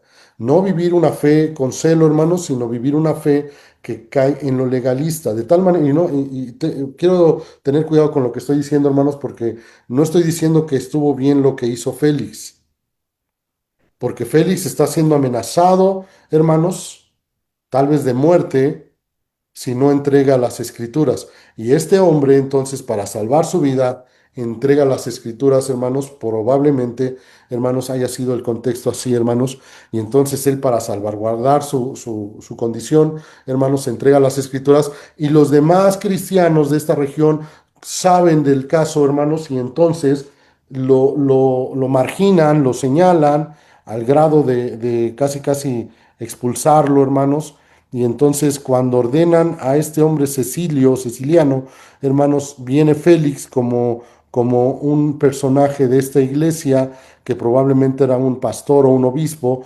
hermanos, y entonces participa en la ordenación de este nuevo pastor.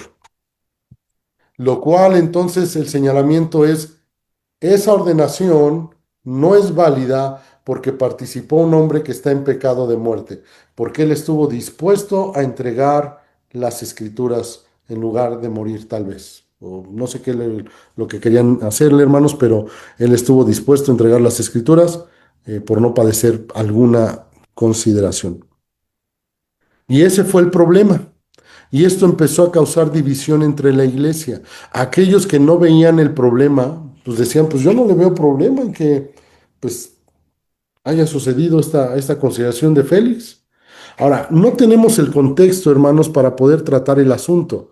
Si Félix se arrepintió, vivió una restauración, dio frutos de arrepentimiento, fue restaurado y puesto nuevamente en el liderazgo de la Iglesia de África, no lo sabemos. Si Félix se alejó, se empezó a juntar con otros que tal vez habían negado también o habían entregado escrituras. Se apartaron y empezaron a vivir una fe diferente. No tenemos el contexto para poder hacer un señalamiento, pero lo que sí sabemos es que causó división, causó un problema entre la iglesia de África. Y déjame decirte, esto es más común, hermanos, esto es más común, hermanos, en las iglesias de hoy en día, hermanos, las divisiones que se están suscitando, queridos, no solamente por movimientos y posturas doctrinales equivocadas, hermanos, sino también por consideraciones de carácter personal. Porque me dijo, porque me hizo, porque me vio, porque no me gusta, porque sí me gusta, porque no me trata, porque sí me trata. Y esto fue un problema. El hombre que quería traer paz a todo el imperio a través del cristianismo, voltea a ver a la iglesia de Cartago en África por esta condición. ¿Qué es lo que está sucediendo? Se están alebrestando, se está alterando, hermanos, la congregación, al grado que fue un problema que llegó hasta los oídos de Constantino. Y bueno, estaban los que por un lado no veían el problema y estaban por otro lado los que veían un tremendo problema y la ordenación de Cecilio Ceciliano era inválida, no tenía validez por la participación de este hombre. Sería un buen tema de discusión, hermanos, tal vez doctrinal, ver si era o no era, hermanos, porque ahorita vamos a ver unas cosas con esto. Bueno, me voy a adelantar un poquito. Eh, Muchos, y bueno, esto va a derivar en el movimiento del donatismo, hermanos. Déjenme continuar y ahorita le entro a esta parte que les iba a comentar. La iglesia oficialmente apoyó a Cecilio, a Ceciliano, hermanos, pero muchos obispos se opusieron. ¿Les suena algo parecido, hermanos? Que de repente la iglesia dijo, no, no hay problema con lo que sucedió.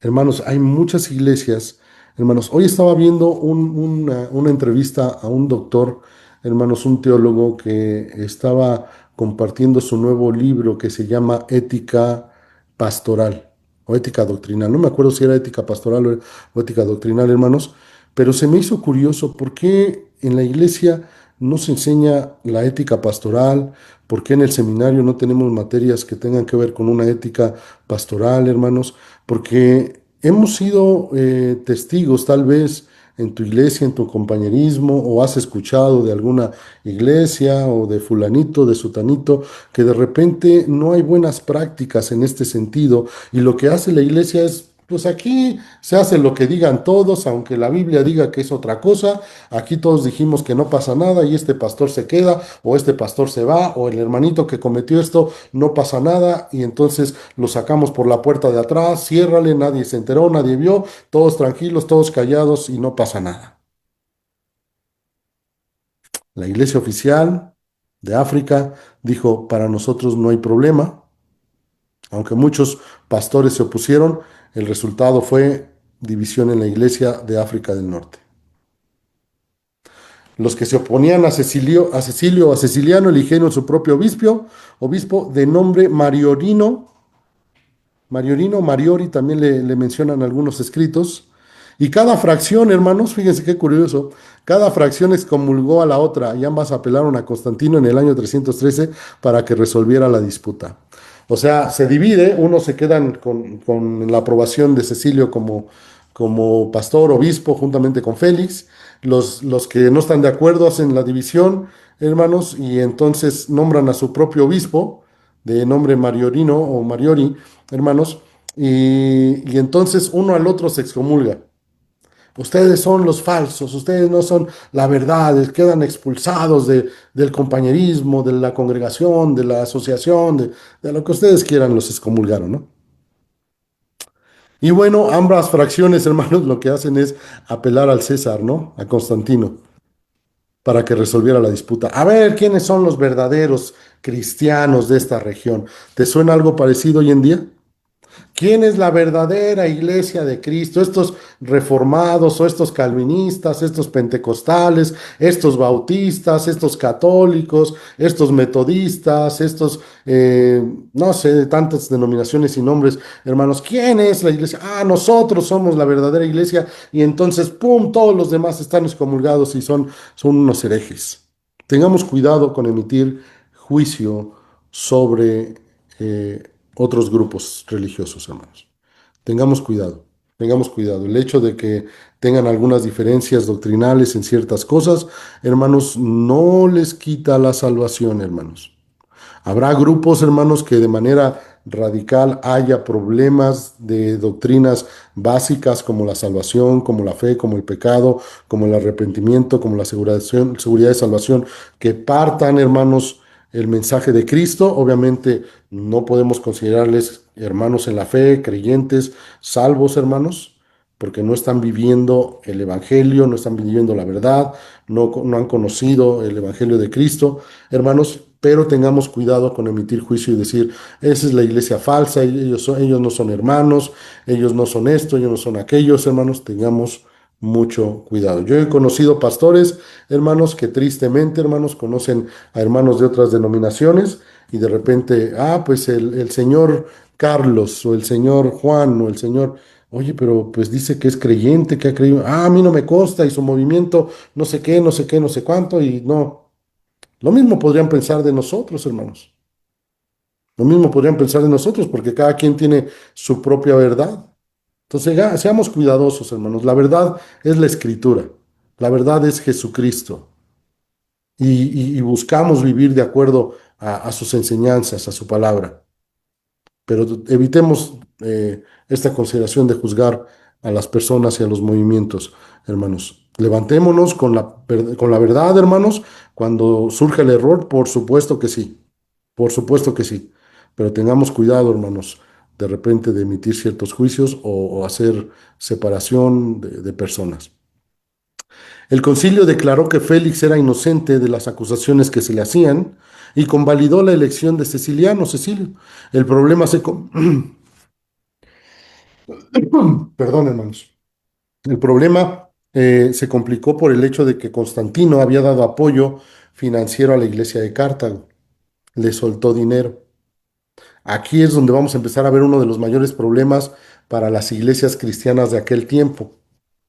Ahora, pensar, hermanos, que puede llegar el gobierno, hoy en día, hermanos, a mí me han hablado y probablemente otros pastores que estén aquí también les han hablado, hermanos, para hacerles partícipes de ciertas reuniones políticas con la presidenta, con los encargados de ciertas áreas.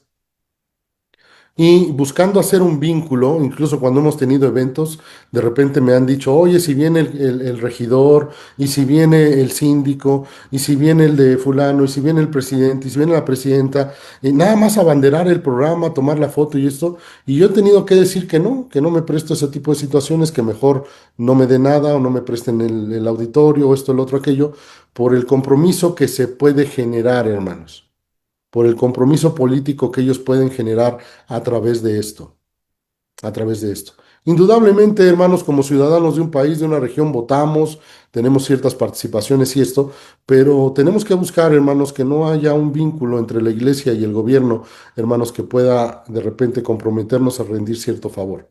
Aquí el problema que tuvo que enfrentar Constantino es que financió a la iglesia de Cartago, al grupo de Cecilio, de Félix, pero no a la nueva iglesia de Mariorino. De modo que la división todavía se hizo mucho más profunda, porque aquella iglesia a un principio estaba de acuerdo en que Constantino unificara el imperio y pusiera la religión cristiana como la religión del imperio, pero de repente le diste dinero a él y no me diste dinero a mí. Y esto causó mucho más división, hermanos, que lo que había sido el problema de este Félix, hermanos, imponiéndole las manos a Cecilio como un nuevo pastor, un nuevo obispo, queridos hermanos. En el año 316, hermanos, Constantino intervino por la fuerza, hermanos, a los disidentes y les quitó sus sitios de reunión y desterró a los obispos. ¿Qué fue lo que pasó? Pues bueno, entra con la fuerza pública, con los soldados, y interviene Constantino con este grupo divisorio donde Mariorino era el obispo, el pastor de este grupo, el dirigente, hermanos, y entonces los despoja de sus lugares, los destierra, los manda a otros lugares, y bueno, de ahí se deriva el movimiento separatista, hermanos, en el cual, hermanos, dentro de estos obispos se encontraba un hombre llamado Donato, que a la muerte de Mariorino, hermanos, Donato es el que va a tomar, hermanos, liderazgo, y es conocido este movimiento como los donatistas, un movimiento que sale de la división de la iglesia de Cartago en África del Norte, hermanos, por la división de estas consideraciones de la imposición de manos, hermanos. Y bueno, esto derivó, hermanos, de las reclamaciones de los donatistas fueran condenadas. Fue declarada válida la ordenación aun cuando fuera administrada por un clérigo indigno. Un clérigo indigno, el bautismo herético fue reconocido y aprobada la fecha romana de la Pascua. ¿Qué es lo que está sucediendo, hermanos? ¿Qué es lo que está sucediendo para este entonces con los donatistas o los donacianos o con Donato y este grupo de creyentes? Están inconformes por lo sucedido de manera teológica, espiritual, sistemática, doctrinal, si lo quieren ver así, hermanos, que un hombre, hermanos, que fue señalado por un error que cometió, hermanos, por un pecado que cometió, hermanos, eh, no pudiese participar de la ordenación de un obispo, de un pastor. Esto llevó, hermanos, a una lucha doctrinal, hermanos, entre diferentes grupos de iglesias de aquel tiempo, hermanos, porque si entonces consideramos que un hombre que pecó de esta manera, hermanos, no era candidato a la imposición de manos para otro pastor, si otro de los que estaba ahí probablemente estaba en algún otro pecado, que no fuera el que cometió Félix, pero en algún otro pecado, hermanos, debería de ser inválido, hermanos, la ordenación de ese pastor. Incluso, hermanos, por eso habla aquí del bautismo herético, hermanos, porque hombres que bautizaban, hermanos, bajo la autoridad de la iglesia y tal vez esa iglesia no tenía ninguna autoridad, ningún respaldo eclesiástico, no tenía obispos ordenados, hermanos, entonces no era reconocido el bautismo y los donatistas comenzaron a rebautizar gente que se unía a su movimiento. Ah, ¿te bautizaste bajo la iglesia de aquí de Cartago, donde ordenaron a Siciliano? Ah, esa iglesia no vale, ese bautismo no vale porque lo ordenó Félix, que era un hombre equivocado, y entonces ese bautismo no vale y te tenemos que rebautizar. Y entonces, hermanos, aunque el donatismo, hermanos, nació como un movimiento de defender una postura doctrinal correcta, hermanos, empezó a caer en un sesgo legalista de ciertas prácticas de no reconocimiento de ciertas cosas, hermanos, de otras iglesias. Obviamente no estaban de acuerdo en la unificación de Constantino con las iglesias, porque bueno, como menciona aquí, aprobó la fecha romana de la Pascua, bueno, la instituyó en este mes y en este mes y en esta semana, y así va a ser. No, nosotros tenemos otros datos y que fue, no, pues aquí va a ser esta porque a nosotros nos conviene, porque aquí celebramos las fiestas de las deidades paganas que también vienen aquí a Roma, y entonces nos conviene y tal, tal, tal, tal, tal, y va a ser esa fecha. Y entonces, hermanos, estos donatistas cayeron en estas prácticas, hermanos. No que estuvieran mal del todo, hermanos, porque como les comento, todo movimiento, hermanos, quiero llamarle así religioso, hermanos, en el sentido de que predicaban a Cristo y practicaban ciertas consideraciones bíblicas, hermanos. Todos los movimientos religiosos están conformados por personas y las personas somos susceptibles a corrompernos, a equivocarnos, a fallar una y otra vez, hermanos. Y cuando no hay un adoctrinamiento, cuando no hay una sujeción, cuando no hay una rendición de cuentas, queridos hermanos, estamos caminando en peligro. Estamos caminando en peligro, porque podemos inclinarnos hacia ciertos sesgos, hermanos, porque no tenemos la preparación doctrinal. Hoy, hermanos, el movimiento, y con todo respeto lo digo, calvinistas, luteranos, reformados, hermanos, se ha convertido en una moda por los pastores que han predicado el día de hoy. No que todo lo que prediquen esté mal, pero la postura soteriológica que tiene que ver con la salvación, hermanos, no es una postura que encontremos en las escrituras como ellos la presentan muy fuera del contexto. Y tenemos que tener cuidado con esto, hermanos. No podemos caer en sesgos y decir, ay, pues predican bien padre. Y esto de la elección, pues ahí lo dice la Biblia. Ahí lo dice la Biblia. Este tema lo veremos más adelante, hermanos. Vamos a ver algunos principios en el siglo V con San Agustín en un par de clases y posteriormente más adelante cuando surja el movimiento de la Reforma y el Calvinismo. Hermanos, estará también con nosotros, espero primero Dios, el pastor Carlos Andrés para hablarnos un poquito de lo que es este movimiento en el tiempo del Calvinismo, la Iglesia, la Reforma y todo este asunto. Pero hermanos, tengamos cuidado porque de repente no es que nos sintamos poseedores de la verdad absoluta, que digamos, los bautistas somos la iglesia que estableció el Señor Jesucristo porque venimos de Juan el Bautista.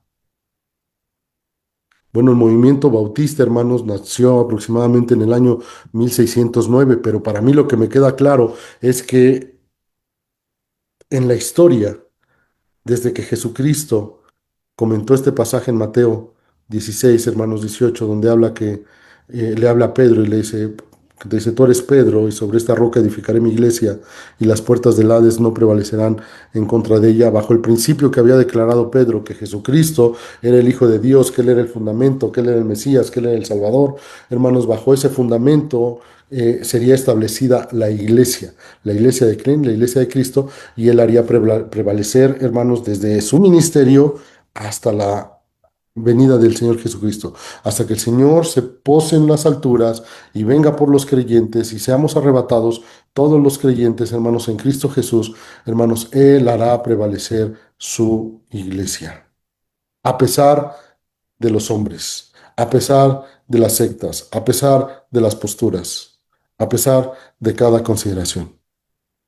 No podemos etiquetar y decir los donatistas fueron unos herejes legalistas y sáquenlos del mapa. No, no.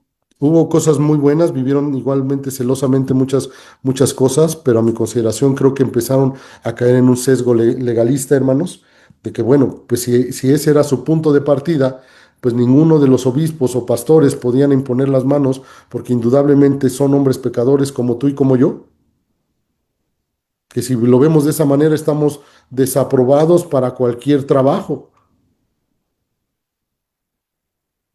Pero entonces tenemos que ir a la Escritura, hermanos. ¿Qué es lo que dice la palabra del Señor? Somos hechos nuevas criaturas, el Señor nos ha perdonado, estamos en un proceso de arrepentimiento, hermanos, continuo de nuestras malas actitudes, de nuestras equivocaciones, hermanos. Tenemos un abogado, que intercede por nosotros para el perdón de nuestros pecados. Buscamos dar frutos de arrepentimiento, ya no tropezamos todo el tiempo con el pecado. Hermanos, vivimos vidas diferentes. Hemos vivido ahora un verdadero arrepentimiento en Cristo Jesús. Y eso es diferente, hermanos. Los donatistas, queridos, apelaron al emperador, quien una vez más decidió contra ellos en el 316. Y como ellos se negaron a acatar el fallo, procedió a clausurar sus templos y a desterrar a sus obispos. ¿Qué pasó? Constantino los vio como algo peligroso. Estos me están causando ruido y división. Hay que segregarlos y acabar con ellos. Hay que segregarlos y acabar con ellos. Y esto es muy triste, hermanos, esto es muy triste porque en un principio los judíos persiguieron a los cristianos. En un principio los judíos persiguieron a los cristianos. Posteriormente los romanos persiguieron a los cristianos. Pero ahora lo que se estaba percibiendo era que los cristianos perseguían a los cristianos. Ustedes no son de los verdaderos. Ustedes no están viviendo la sana doctrina. Ustedes están en la herejía, son el error, son la apostasía. Ustedes están mal. Y entonces, tristemente, el espectáculo fue cristianos persiguiendo cristianos. Por eso les hablaba de tener cuidado con el juicio, hermanos. Ah, aquí a la vuelta hay una iglesia. Ah, pero son de estos. No, no te preocupes, esos ni saben nada, ni estudian, o no, eso nada más el movimiento de esto, o se mueven por emociones o esto. Tengamos cuidado de hacer un juicio. Si podemos ayudar, busquemos ayudar a las personas. Si tienes tal vez un poco más de oportunidad, de conocimiento, compártelo. Ayuda a esas iglesias, tal vez a salir de un error doctrinal, porque es muy triste el espectáculo de cristianos persiguiendo cristianos. Hoy en las redes sociales, hermanos, es un show esto. Debates de quien se dice ser creyente evangélico bíblico contra otro que también es creyente evangélico, reformado, luterano, bautista, tal, tal, tal, tal, tal. Es muy triste ver estos espectáculos que predicando al mismo Cristo, hermanos, tenga que exhibirse este tipo de condiciones públicamente. No quiere decir, como lo dije hace un momento, que no se exhiba y no se busque corregir el error. Por supuesto que se tiene que hacer, pero no de la manera que se está haciendo hoy en día.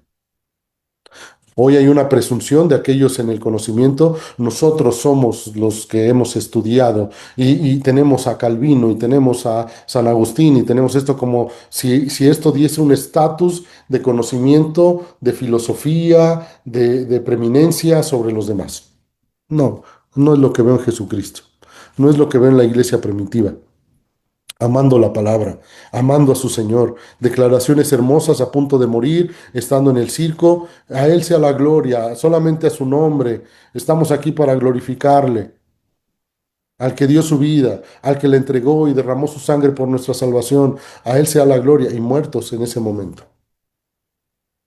Anhelemos eso, hermanos. Bueno, después de que emitió esta condición con los donatistas o donacianos, hermanos, en el 321, Constantino no estaba conforme y se arrepiente de lo que había hecho y suspende la persecución en contra de los divisores. Estos crecieron rápidamente, afirmando ser la única iglesia verdadera. ¿Te suena parecido? Los donacianos empezaron a crecer de manera exponencial, hermanos, en toda esta región, declarándose ser la única iglesia verdadera.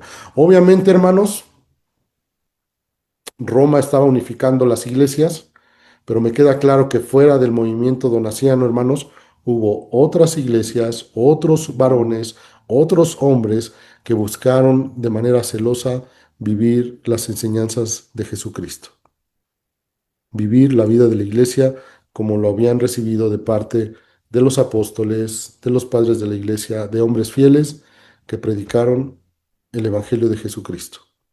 No solamente los donacianos tenían eh, el derecho tal vez de declararse la iglesia verdadera, había muchos otros que estaban llevando el Evangelio. Ellos decían ser los poseedores de un clero libre de pecados mortales. Ya había una separación o una declaración de pecados mortales, hermanos, de parte de los donacianos, y nosotros estamos libres de estos pecados. Y solamente nosotros tenemos los verdaderos sacramentos válidos. El bautismo, la ordenanza de la cena del Señor, la institución de diáconos, siervos, pastores. Ellos se sentían los poseedores nada más de ese derecho. Los donatistas prevalecieron alrededor del año 100, hermanos. Bueno, no del año 100, prevalecieron más de 100 años, es lo que quiero decir. Después del 311 más o menos que se dan estas consideraciones, hermanos, 312, hermanos, bueno, prevalecen aproximadamente 100 años y fueron desapareciendo poco a poco hasta la conquista de la región por los maometanos, hermanos, por los maometanos que estuvieron en toda esa región, hermanos, también estableciendo su postura religiosa, hermanos, y bueno, poco a poco fue desapareciendo el movimiento donatista en esa región.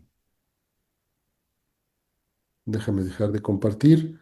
Y bueno, en esta noche hasta aquí voy a llegar, queridos hermanos. Hasta aquí voy a llegar. Espero que esté siendo de bendición esta clase y lo que estamos aprendiendo, hermanos, cómo a través de la historia se ha mantenido siempre un grupo que ha buscado preservar la sana doctrina de una u otra manera, que toda agrupación, hermanos, que esté conformada por hombres, hermanos, es susceptible a corromperse, a afectarse, a desviarse, hermanos, y es por eso que tenemos que estar alertas. Fue una advertencia del apóstol Pablo, hermanos, una y otra vez, hermanos, a los que le seguían. Y es yo creo que lo que el Señor también quiere que tengamos en cuenta el día de hoy, que debemos estar preparados, hermanos, porque los tiempos cada vez son más complicados en la aparición de nuevas sectas, de nuevos movimientos, que antes escuchábamos muy a lo lejos y cada vez se escuchan más cercanos. Y bueno, voy a dejarle hasta aquí, queridos hermanos. Voy a hacer una oración para terminar y después de esto estamos despedidos. Vamos a orar para terminar, hermanos. Bendito Dios y Padre Celestial, gracias Señor por el tiempo que nos regalas al podernos conectar a esta clase. Señor, el propósito, Señor, como lo dije a un principio, no es solamente acumular conocimiento, sino que hables a nuestro corazón, Señor, y la importancia, perdón, Señor, de salvaguardar tu palabra, Señor, la verdad, la doctrina que nos fue entregada, Señor. Ayúdanos, Señor, que como iglesias podamos reflejar esa sana doctrina, ¿no? No solamente con una jactancia, Señor, o un reconocimiento de que buscamos enseñar o tener la sana doctrina, sino que estemos dispuestos a vivir, Señor, tu palabra. Bendice la vida de cada uno de mis hermanos y sus iglesias y permítele, Señor, amar a sus iglesias. Estamos buscando predicar la sana doctrina, llevar el evangelio a los perdidos. Señor, permite que cada uno de nosotros amemos, Señor, tu iglesia, a la iglesia en la que nos has puesto, Señor. Bendice la vida de cada uno de ellos, Padre. Úsanos, Señor, conforme a tu voluntad y propósito, Padre, para la extensión del reino. Bendito Dios, y también da descanso a cada uno de nosotros, Padre Celestial. Te pido todo esto, Dios, y te lo agradecemos, Padre eterno, en el bendito nombre de Cristo Jesús. Amén. Amén. Amén. Muchas gracias, queridos hermanos, que tengan una buena noche, que descansen, que Dios me los Gracias, bendiga pastor. y primeramente Dios nos vemos. Gracias, pastor. Que descansen, queridos hermanos. Bye, bye.